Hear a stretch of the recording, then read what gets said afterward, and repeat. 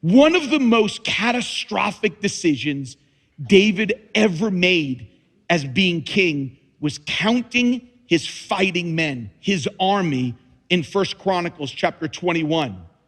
David was not numbering them, and I want you to understand this.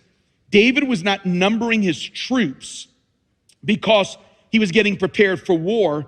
He was numbering his troops, get these two words down, both for security and for significance. He thought, with my numbers, it gives me significance as the largest army, but it also gives me security that when I count on these, it was a boasting thing. The number would be his significance and security. Let me speak from a pastor. Pastors that are watching online. It becomes something that pastors and leaders do all the time.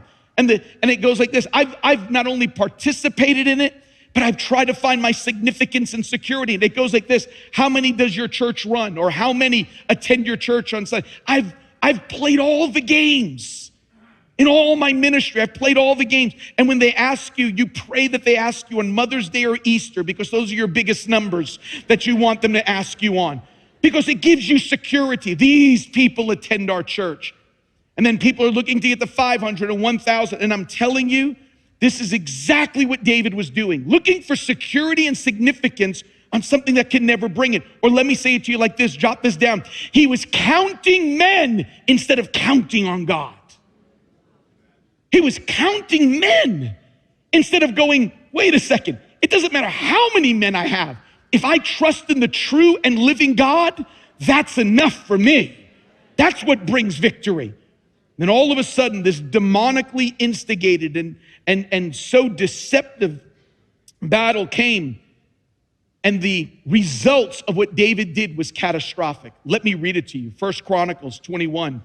Here's the first. This is the Mark 6. This is the feeding of the 5,000 that something happens and a great failure. Then Satan stood up against Israel and moved David to number Israel. Watch this now.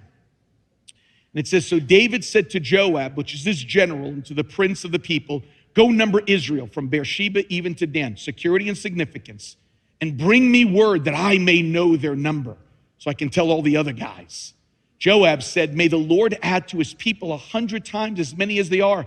But my Lord the king, look at this yield sign. Look at this moment that Joab has used. Really, in all the reading of the scriptures, the only time this guy got it right. Joab was really a horrible friend, but he got this one right. Look at this. My Lord the king, are they not all my Lord's servants? Why does my Lord seek this thing? Why should this be a cause of guilt for Israel? Nevertheless, the king's word prevailed against Joab. Therefore, Joab departed, went through all of Israel, came to Jerusalem. Joab gave him the number of all the people, and Israel had a 1.1 million who drew the sword. Judah was almost 500,000 who drew the sword. And when it was all said and done, the numbering was done. Here it comes. God was displeased with this thing. So he struck Israel. Look at this now. Here's what happens. David said to God, I have sinned greatly in that I've done this thing. I'm counting on men instead of counting on God. But now, please take away the iniquity of your servant, for I've done very foolishly. So the Lord sent a pestilence on Israel. 70,000 men of Israel fell that day. Not in a battle, not in a war, but because of the disobedience of this man. God sent an angel to Jerusalem to destroy it. Think about this for just a moment, Times Square Church. Those that are listening online, this is so significant. The very thing he looked to as his strength came under judgment. The very thing he thought was going to bring security came under judgment. God took out 70,000, and I like to put this in there, counted men.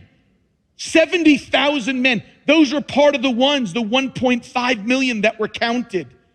And the very thing that David trusted in, don't miss this, was eventually taken away. Because God will remove anything that we seem to find our trust in to show you those things cannot last. The only person that can ever be trusted is God himself. It's the only thing. Folks, you can't trust the church. You can't trust us. You can't trust the Pope. Folks, people will let you down. When I hear from people, hey, I tried God and he let me down. I say, whoa, whoa, whoa, whoa, whoa. You may have trusted a church. You may have trusted a pastor, but you can't trust God and be disappointed, because God never disappoints anybody. But when we find ourselves finding security and significance somewhere else. So David counts and 70,000 people fall. Jot this down. Your sin never affects just you. Don't ever say, the biggest lie is it's my decision. Here's the biggest lie. This is my body. It doesn't affect anybody. This is my life. It's a lie to ever think that a sinful decision only affects you. Nothing could be further from the truth.